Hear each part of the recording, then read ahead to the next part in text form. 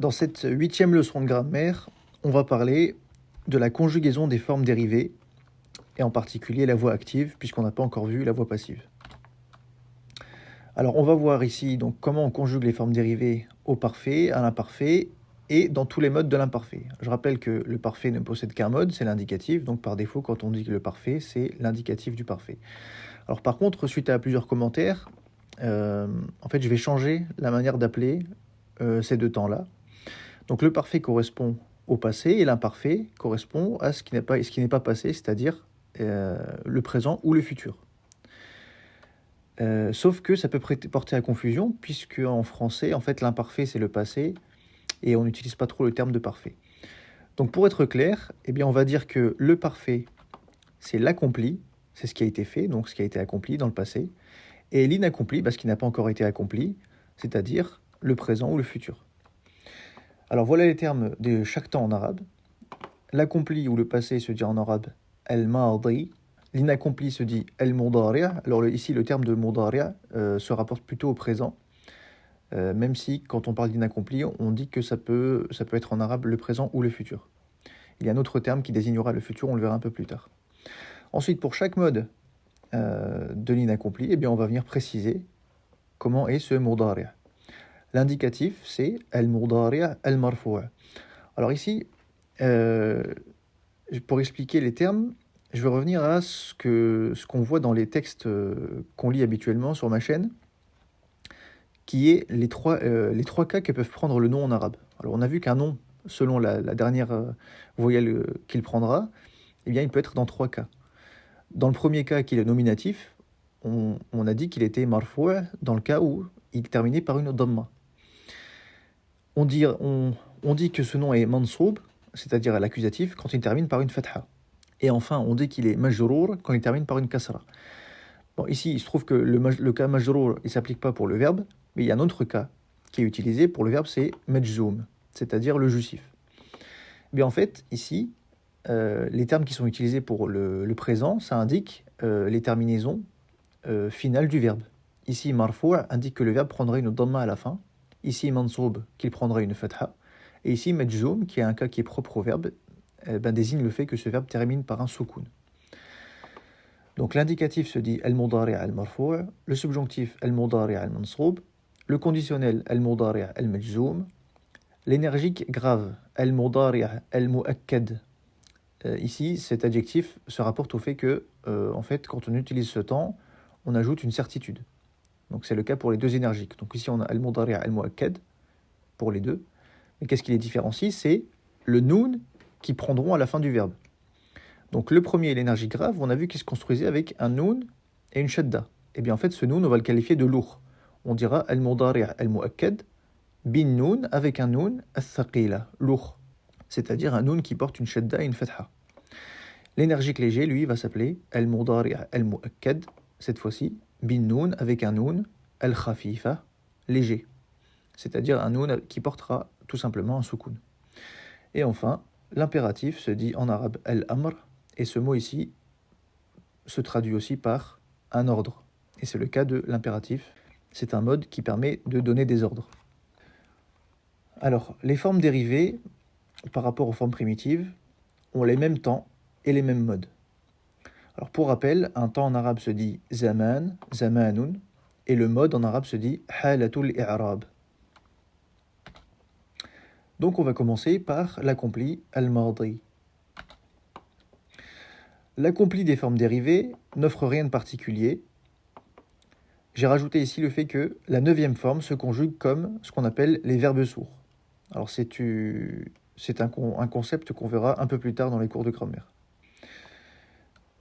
On va prendre l'exemple de 2 formes. On prend 2 verbes. Donc le premier est sous sa 4e forme, c'est le verbe akrama qui signifie honorer. Et je rappelle d'ailleurs que la manière d'énoncer un verbe en arabe correspond à la forme conjuguée au passé pour le pronom personnel masculin singulier huwa. Donc akrama qui signifie honorer signifie aussi littéralement il a honoré. Et le deuxième verbe qu'on va prendre en exemple c'est iqtaraba sous sa 8e forme qui signifie se rapprocher mais qui signifie également, comme je viens de le dire ici, il s'est rapproché. Alors avant de conjuguer, je rappelle tous les pronoms personnels qui existent en arabe. Ils sont au nombre de 14. On distingue 3 groupes. Al-mutakallim, la personne qui parle. Donc ça peut être je ou nous. Ana, je ou moi. Nahnu, nous. Les personnes à qui on s'adresse, l'interpellé. Al-mukhatabu. Il s'agit de toi, anta. Antuma, lorsque vous êtes 2 garçons, exactement. Antum, lorsque vous êtes 3 personnes au plus, au masculin. Anti, toi au féminin. Antuma, vous exactement 2 au féminin. Et antunna, vous, 3 personnes au plus au féminin. Et enfin, al-ra'ibu, la personne de qui on parle, masculin, féminin. Donc il s'agit de huwa, il ou lui. Huma, eux lorsqu'ils sont exactement 2 au masculin. Hum, lorsqu'ils sont 3 personnes au plus au masculin. Hiya, elle. Huma, elles lorsqu'elles sont exactement 2. Et hunna, lorsqu'elles sont 3 personnes ou plus. Alors j'avais dit pourquoi c'était important de bien mémoriser tous ces pronoms personnels, parce que dans la conjugaison à l'accompli, eh bien, la forme des pronoms personnels va aider à retrouver les terminaisons du verbe. Donc on va commencer, pour rappel, par le verbe de référence dans tout ce cours qui est fasala. Comment on construit le passé, l'accompli de ce verbe? La règle qu'on va retenir, l'astuce, c'est pour les personnes qui parlent et les personnes à qui on parle, on va venir ajouter un soukoun sur la dernière lettre, ici la dernière radicale du verbe. Donc c'est ici le cas de fasal, fasal, fasal, ici. Et ensuite, on va venir ajouter les terminaisons qui correspondent aux pronoms. Ana fasaltu, nahnu fasalna. Ici, c'est à retenir, il n'y a pas de règle spécifique. Par contre, ici, anta fasalta. Donc, un moyen mémotechnique, c'est de retenir que le verbe à l'accompli se termine de la même manière que le pronom personnel. Antuma fasaltuma, antum fasaltum, anti fasalti, antuma fasaltuma, antunna fasaltunna. Ensuite, on retrouve, pour les personnes de qui on parle, la forme qu'on utilise pour énoncer le verbe, huwa fasala, c'est la forme qu'on utilise pour présenter un verbe en arabe, fasala. Et, sauf exception, ici en bas, on va partir de ce verbe-là pour construire le reste. Donc, huma, le duel, se construit comment? À partir de cette forme, en ajoutant un alif sur la dernière lettre, à la fin du mot. Donc, huwa fasala, huma fasala. Ensuite, hum fasalu, forme à retenir, sans oublier le alif ici, qui est un alif orthographique, c'est-à-dire qui n'a pas de rôle dans la prononciation, mais qui permet d'identifier ici que c'est la forme du passé. Hiya fasalat, comment on obtient fasalat? On part du masculin, fasala, et on ajoute un ta avec un soukoun. Huma fasalata, on peut voir de différentes manières, hein. Soit on part de fasalat, on met une fatha et on allonge, soit à partir de fasala, ici on vient insérer ta fatha entre le lam et le alif ici. Et enfin, hunna fasalna. Et le moyen mémotechnique que j'ai donné pour construire fasalna, c'était de partir de nahnu fasalna et d'enlever la prolongation finale ici. Donc on ne dit pas hunna fasalna, mais hunna fasalna à partir de nahnu fasalna. Donc maintenant, en gardant ces mêmes règles, eh bien tout simplement, on va les appliquer aux 2 verbes qu'on a vus ici. Donc le premier, qui est un verbe sous sa 4e forme, akrama, on va le construire de la même manière. Pour la partie du haut, on va mettre un soukoun sur la dernière lettre ici, le mim, et on va ajouter les terminaisons qui correspondent au pronom. On avait fasaltu pour ana, donc on a akramtu. Nahnu fasalna, donc là on a akramna. Et ensuite on applique les terminaisons ici, après le mim soukoun. Anta akramta, antuma akramtuma, antum akramtum, anti akramti, antuma akramtuma, antunna akramtunna. Huwa akrama, c'est le verbe qu'on énonce. Le duel, on ajoute un alif. Huma akrama, hum akramu, avec le alif orthographique. Hiya akrama plus ta sukun. Hiya akramat. Huma fatha alif, akramata. On peut le voir aussi en disant que ici on a inséré le ta fatha entre le mim et le alif. Akramata. Et enfin, hunna akramna. qu'on a obtenu en partant de akramna, et on a retiré le alif ici, on a tout simplement akramna. Pour le verbe iqtaraba, c'est la même chose. On part pour commencer du verbe énoncé, on met un soukoun sur la dernière lettre, et on ajoute les terminaisons des pronoms. Ana iqtarabtu, nahnu iqtarabna, anta iqtarabta, antuma iqtarabtuma, antum iqtarabtum, anti iqtarabti, antuma iqtarabtuma, antunna iqtarabtunna. Huwa iqtaraba, huma iqtaraba, hum iqtarabu, hiya iqtarabat, iqtarabat, huma iqtarabata, hunna iqtarabna, iqtarabna, iqtarabna. Maintenant, on va voir la conjugaison des formes dérivées à l'inaccompli, al-mudari'. Alors, comment se forme l'inaccompli des formes dérivées? Et cette règle, elle s'applique pour les différents modes. Alors, il y a deux aspects à prendre en compte. Le premier, c'est concernant les préfixes, et le deuxième, les voyelles. Donc, dans les formes dérivées, les préfixes qu'on mettait au début du verbe pour construire l'inaccompli, c'est-à-dire alif, ta, ya et nun, vont faire disparaître le alif initial de l'accompli. Ça concerne, bien évidemment, les formes qui ont un alif initial, c'est-à-dire les 4e, 7e, 8e, 9e et 10e formes. Ensuite, pour les voyelles, eh bien, ici, selon les formes, on a encore différentes règles. Le préfixe prend une damma, c'est-à-dire ces lettres-là, là, pour les formes qui ont 4 lettres à l'accompli. C'est le cas des formes 2, 3 et 4. Donc lorsqu'on a 4 lettres dans la forme qu'on utilise pour énoncer un verbe, eh bien, ce verbe va commencer par une damma. Les autres formes prennent une fatha. Et enfin, l'avant-dernière lettre prend une fatha pour les formes qui commencent à l'accompli, donc au passé, par un ta formatif, c'est le cas de la 5e et de la 6e forme, et les autres formes prennent une kasra sur l'avant-dernière lettre. On va voir ça avec des exemples.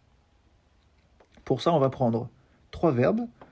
Le premier, sous sa 4e forme, adbara, il a reculé. Le deuxième, sous sa 6e forme, tabaraka, il a été béni. Et le troisième, sous sa 10e forme, istakbara, il s'est enorgueilli.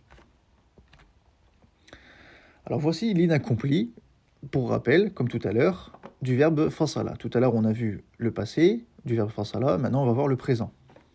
Fasala, donc la forme primitive, c'est-à-dire la première forme. Pour construire, on a vu qu'on mettait au début de la racine des préfixes. Il s'agit du alif pour moi, le nun pour nous, le ta pour les personnes à qui on s'adresse, et le ya ou le ta pour les personnes de qui on parle, selon qu'elles soient au masculin ou au féminin, avec comme exception ici le pluriel féminin qui prend un ya. Le verbe fasala se conjugue au présent, comme ceci. Ana afsilu, nahnu nafsilu, anta tafsilu, antuma tafsilani, antum tafsiluna, anti tafsilina, antuma tafsilani, antunna tafsilna. Huwa yafsilu, huma yafsilani, hum yafsiluna. Hiya tafsilu, huma tafsilani, hunna yafsilna. Alors ici, je ne l'ai pas précisé, mais c'est quel mode de l'inaccompli? Eh bien, c'est l'indicatif. Et qu'on a vu, qui se disait en arabe, al-mudari', al-marfou'. Pourquoi marfou'? Eh bien, on peut le voir ici, par la terminaison sur les pronoms je, nous et toi. Ici, le verbe se termine par une dhamma. Au subjonctif, qui se dit en arabe mudari' mansoub, c'est-à-dire entre guillemets accusatif, donc le verbe va se terminer par une fatha, donc au subjonctif on aurait ana afsila. Donc ici c'est une petite astuce pour retenir comment on commence la conjugaison d'un verbe, qu'il soit à l'indicatif, au subjonctif ou au conditionnel. Maintenant, à partir de ça, on va conjuguer de la même manière les verbes qu'on a vus tout à l'heure. On va commencer par le verbe adbara, il a reculé. Et là, on va suivre les règles qu'on a vues. On a vu que si le verbe avait 4 lettres dans sa forme d'énonciation, c'est-à-dire à l'accompli, il commençait par une dhamma. C'est le cas ici de adbara, on a 4 lettres, 1, 2, 3, 4, alif, dal, ba, ra. Donc, la première lettre prend une dhamma. Et donc ça donne ana udbiru, nahnu nudbiru. Par contre, les préfixes ne changent pas, hein. Ce sont les mêmes que ceux qu'on a obtenus pour le verbe fasala. C'est-à-dire alif pour je, nun pour nahnu, ta pour les personnes à qui on parle, et ta ou ya pour les personnes de qui on parle, selon qu'elles soient au masculin ou au féminin. Ana udbiru, nahnu nudbiru, anta tudbiru, antuma tudbirani, antum tudbiruna, anti tudbirina, antuma tudbirani, antunna tudbirna, huwa yudbiru, huma yudbirani, hum yudbiruna, hiya tudbiru, huma tudbirani, hunna yudbirna. Si vous aviez oublié comment on conjuguait ce verbe-là, eh bien je vous invite à revenir à la leçon dans laquelle on a vu la conjugaison du verbe trilitaire primitif à la voix active. Ensuite, pour le verbe tabaraka. Donc le verbe tabaraka compte 1, 2, 3, 4, 5 lettres. Donc pour conjuguer tabaraka, on va appliquer les règles de base en ajoutant les préfixes. Ça donne ana atabaraku. Et ici, je rappelle qu'on a bien respecté la règle qui dit que la voyelle de l'avant-dernière lettre, ici le ra, prend une fatha, puisque le verbe commence par un ta formatif. C'est le cas aussi de la 5e forme. Ana atabaraku, nahnu natabaraku, anta tatabaraku, antuma tatabarakani. Alors ici, c'est normal qu'on ait 2 tas qui se suivent, hein. Le premier correspond au préfixe qu'on ajoute par rapport au fait qu'on conjugue pour cette personne, et le deuxième fait partie du verbe. Donc c'est pas étonnant de voir 2 tas qui se suivent. Antuma tatabarakani, antum tatabarakuna, anti tatabarakina, antuma tatabarakani, antunna tatabarakna. Ici, à chaque fois, on a respecté la règle qui dit que l'avant-dernière lettre porte une fatha parce que le verbe commence par un ta. Huwa yatabaraku, huma yatabarakani, hum yatabarakuna, hiya tatabaraku, huma tatabarakani, hunna yatabarakna. Alors ici, un moyen mémotechnique qu'on peut utiliser, c'est de partir de antunna et de changer le ta en ya. Au passé, on a dit qu'on partait de ça. Au présent, on part de ça et on change le ta en ya. Antunna tatabarakna, hunna yatabarakna. La seule différence, donc ici, c'est le ta qui devient ya. Ensuite, pour le verbe sous sa 10e forme, istakbara, ça va être la même chose. Donc, comme pour adbara, comme le verbe commence par un alif, eh bien le préfixe va remplacer ce alif. Donc on retire le alif pour ajouter les préfixes pour les formes qui commencent par un alif. Et comme ici le verbe ne commence pas par un ta, eh bien l'avant-dernière lettre va porter une kasra. Et dernière remarque, le préfixe ne prend pas une dhamma. Pourquoi ? Parce que le verbe ne contient pas 4 lettres, mais 1, 2, 3, 4, 5, 6. Donc ça donne ana astakbiru, on a bien le i sur le bas ici.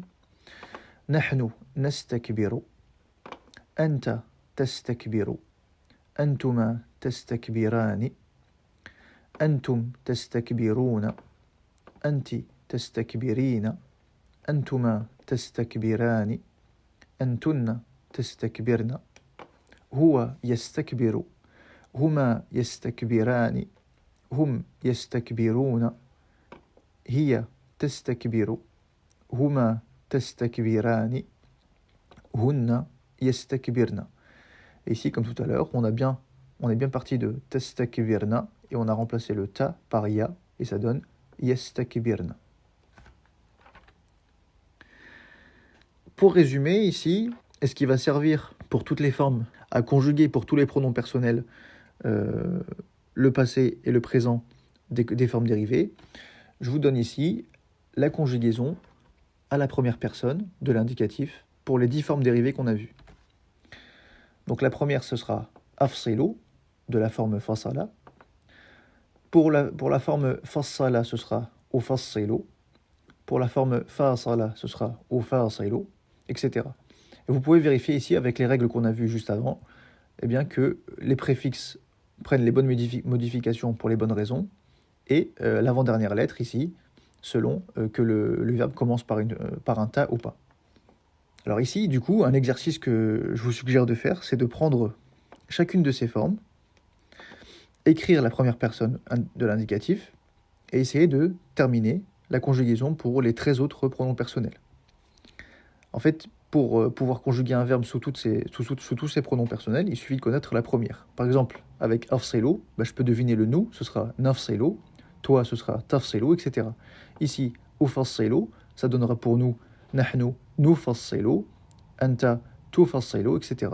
Ici, de la même manière, ana ufasselo, nahnu nufasselo, anta tufasselo, etc.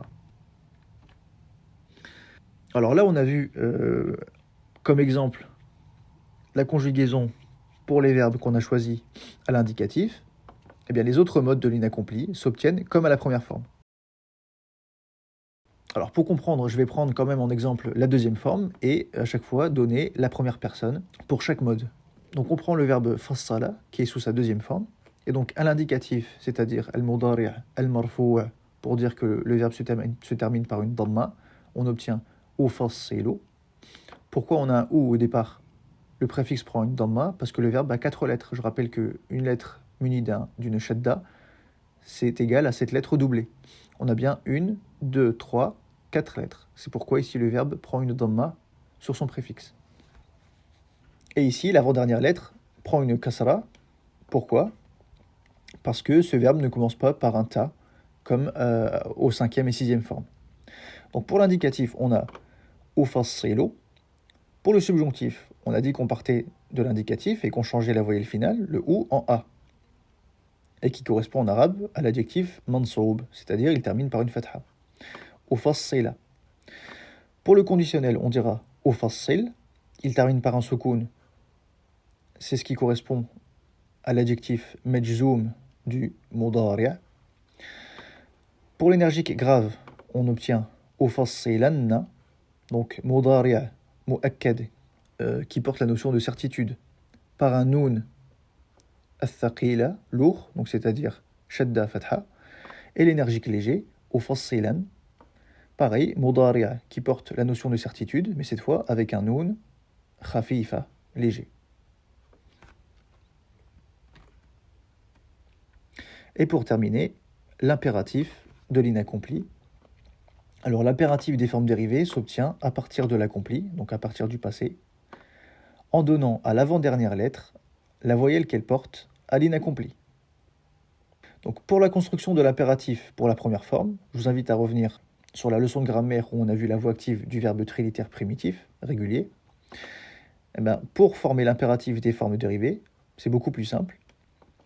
On part de la forme à l'accompli, donc celle qu'on présente de base lorsqu'on présente la forme du verbe, et on donne à l'avant-dernière lettre la voyelle qu'elle porte à l'inaccompli.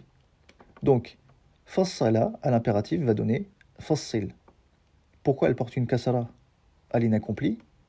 C'est dans les règles qu'on a vues, parce que le verbe ne commence pas par un ta. On a vu que les verbes qui commençaient par un ta avaient leur avant-dernière lettre qui portait une fatha, et tous les autres portent une kasra.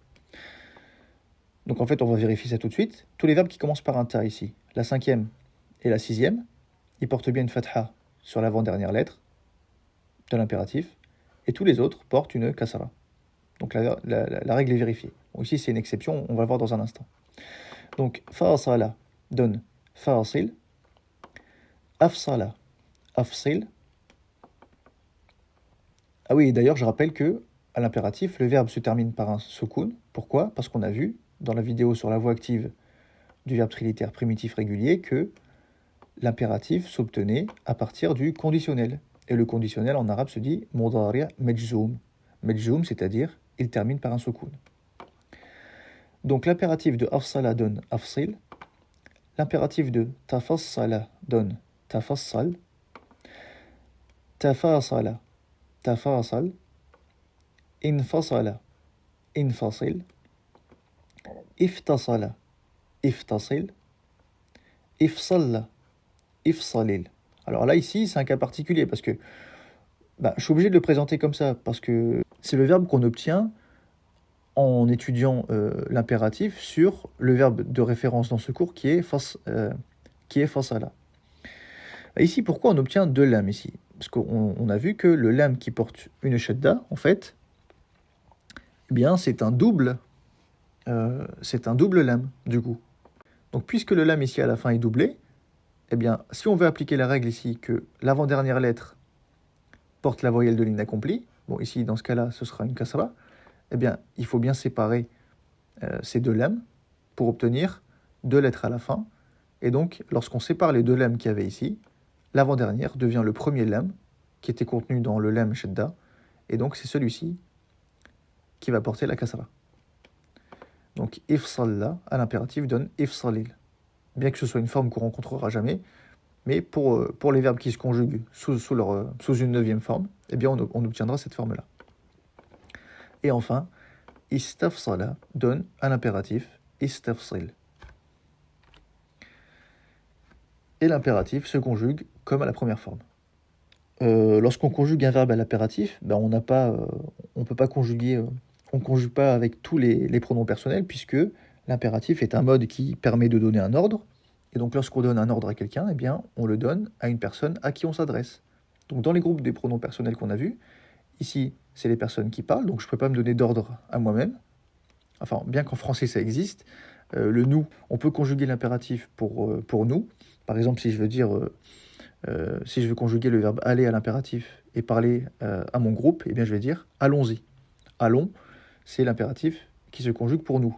Et en arabe, ça n'existe pas. Et les personnes de qui on parle, je ne peux pas leur adresser un ordre puisque ce ne sont pas à elles que je m'adresse directement. Donc on n'aura que 6 pronoms pour lesquels on peut conjuguer l'impératif en arabe. Et donc, si on prend le verbe fassala, qui est la deuxième forme, et qui donnait fassil, eh bien ça donne anta. Alors du coup, j'ai grisé les pronoms personnels puisque, comme en français, lorsqu'on donne un ordre à quelqu'un, en général, on ne met pas le pronom devant. Je ne dis pas toi sépare, mais tout simplement sépare. Donc ça donne fassil, fassila, fassilu, fassili, fassila et fassilna. Maintenant, pour terminer, on va voir le participe actif et le nom d'action des formes dérivées. Alors je rappelle qu'en arabe, le participe actif se dit ismul fa'il et le nom d'action se dit masdar. Et le nom d'action correspond au nom qui désigne l'action d'effectuer un verbe. Et le participe actif permet de désigner le sujet qui est en train de faire une action. Donc on avait vu ça dans une leçon en prenant l'exemple de Katibun et Maktoub. Katibun, c'est celui qui écrit, l'écrivant, et Maktoubun, c'est celui qui est écrit. Donc ici, on parle de Katibun, d'où la forme Fa'ilun, Ismul Fa'il. Le participe actif des formes dérivées s'obtient en ajoutant le préfixe mu, donc mim avec une dhamma, devant l'accompli, et on donne une kasra à l'avant-dernière lettre. S'il y a un alif initial, il disparaît. Donc déjà, dans ces exemples que j'ai mis ici, voyons les formes qui ont un alif. Donc anzala, 4e forme, iktasaba, 8e forme, ihmarra, 9e forme, et istaghfara, 10e forme. Eh bien, pour ces verbes-là, on a bien le alif qui a disparu pour laisser place au mime. Pour le verbe farraha, qui est un verbe sous sa 2e forme et qui signifie réjouir, eh bien, réjouissant va se dire mufarrihun. On a ajouté le mime qui porte une dhamma et on a donné une kasra à l'avant-dernière lettre qui est le ra ici. Anzala, révélé, 4e forme, donne munzilun pour révélant. taba'ada, sous sa sixième forme, s'éloigner, donne mutaba'idun.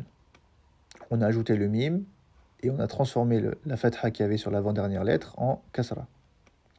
Et bien sûr, comme ces mots qu'on obtient sont des noms, eh bien, on leur ajoute une dhamma, puisque le cas par défaut, c'est le nominatif. Et il s'agit ici d'une double dhamma, puisque les mots sont indéfinis. Donc ce n'est pas le réjouissant, mais plutôt de manière indéfinie. Par défaut, on dira un réjouissant, un révélant, une personne s'éloignant, etc. Iktasaba, huitième forme, qui signifie acquérir, donne muktasibun, un acquérant. Ihmarra, sous sa neuvième forme, qui signifie être rouge, donne muhmarrun. Alors ici, c'est une forme particulière qui est obtenue, en théorie, de la forme muhmarirun, puisque la dernière lettre ici est un ra, mais qui est double. Donc l'avant-dernière lettre, c'est bien un ra. On met une kasra sur ce ra, mais en pratique, en arabe, on ne dira pas muhmarirun, on va contracter ces deux ra, même si celui-ci ne porte pas de sukoun, et on dira muhmarrun, est en rouge. Une personne est en rouge. Istaghfara, dixième forme, qui signifie demander pardon, et qui donne mustaghfirun, c'est-à-dire une personne demandant pardon. Pour terminer, le nom d'action des formes dérivées. Selon la forme qu'on utilise, le nom d'action va s'écrire de différentes manières. Le nom d'action de la deuxième forme va faire tafsilun ou alors tafsilatun. Par exemple, si on prend le verbe battala, qui signifie il a annulé, eh bien son masdar, donc l'action d'annuler, c'est-à-dire une annulation, se dit tabtilun, et dans ce cas-là, il a pris la forme tafsilun. Le masdar de la troisième forme fait fisalun ou alors mufasalatun. C'est le cas du verbe qatala, qui signifie il a combattu, et donc l'action de combattre, c'est le combat, et on peut le dire de différentes manières pour ce verbe-là. Qitalun, qui est de la forme fisalun, ou encore muqatalatun, qui est de la forme mufasalatun. Dans les formes qui commencent à l'accompli par un ta formatif, c'est le cas des cinquième et sixième formes, on obtient le masdar à partir de l'accompli en mettant une dhamma sur l'avant-dernière lettre. Donc, j'ai pris deux verbes, tasabbara, qui est sous sa cinquième forme, et taba'ada, qui est sous sa sixième forme. Ce sont deux formes qui commencent à l'accompli par un ta sabbara, taba'ada. Et donc, comment on va obtenir leur nom d'action? On part de l'accompli, donc c'est bien la forme qu'on obtient pour énoncer les verbes, le passé. Et on va mettre une dhamma sur l'avant-dernière lettre. Ici, l'avant-dernière lettre, c'est le ba. Ici, c'est le ayn. Donc ces lettres prennent une dhamma. Et comme ce qu'on obtient, c'est un nom, eh bien, le mot va se terminer par une double dhamma. Donc ça donne tasabburun, une résignation, l'action de se résigner. Je rappelle que résigner signifie accepter sans protester. Et taba'udun, l'action de s'éloigner, c'est-à-dire l'éloignement. Et pour terminer, dans les formes commençant à l'accompli par un alif, c'est-à-dire les 4e, 7e, 8e, 9e et 10e formes, on donne une kasra à toutes les lettres vocalisées qui précèdent l'avant-dernière. Et cette avant-dernière lettre conserve sa fatha et prend un alif de prolongation. Donc si on prend dans sa 4e forme le verbe akhraja, qui signifie il a extrait. Comment on obtient son masdar? On donne une kasra à toutes les lettres vocalisées qui précèdent l'avant-dernière. Sous-entendu, toutes les lettres qui ne portent pas de soukoun. Donc ici, on va changer le alif qui porte une fatha, le kha va rester inchangé, et l'avant-dernière lettre, c'est le ra. Donc on obtient ikhrajun, on a bien allongé par un alif la fatha de l'avant-dernière lettre qui était le ra. Et donc, l'action d'extraire, c'est une extraction. Dans sa 7e forme, le verbe intalaqa, qui signifie il est parti, son avant-dernière lettre, c'est le lam, donc il va prendre une prolongation par un alif, donc ça va donner la qun. Et toutes les lettres qui précèdent cette lettre vont prendre une kasra. Le alif a déjà une kasra, le nun porte un soukoun, il est inchangé, le ta va devenir ti. On obtient intilaqun, l'action de partir, c'est le départ. Et enfin, dans sa 9e forme, isfarra, donc ici on retrouve une lettre avec une shadda en dernière position, c'est-à-dire un double ra, qui va se diviser ici puisqu'on applique la règle de l'avant-dernière lettre, donc qui est le premier ra des deux. Et donc, Le alif porte une kasra, le sad garde son soukoun, le fa va porter une kasra. Et le premier des dora ici va voir sa fatha allongée par un alif, et on obtient isfirarun.